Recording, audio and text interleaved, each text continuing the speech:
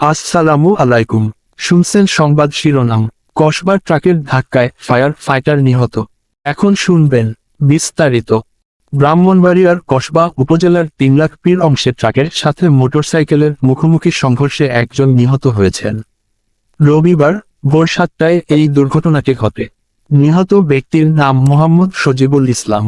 পরে স্থানীয়রা তাকে উদ্ধার করে কসবা উপজেলা স্বাস্থ্য কমপ্লেক্সে নিয়ে আসলে কর্তব্যরত চিকিৎসক তাকে মৃত ঘোষণা করেন। তিনি বাংলাদেশ ফায়ার সার্ভিসের একজন সদস্য এবং চট্টগ্রামের সন্দ্বীপ উপজেলায় কর্মরত ছিলেন।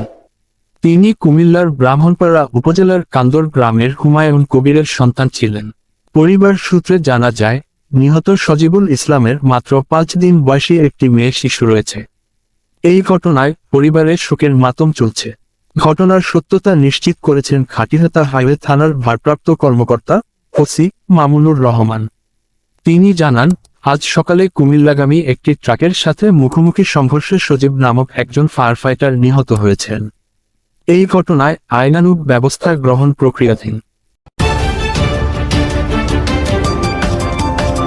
ব্রাহ্মণবাড়িয়া 24.news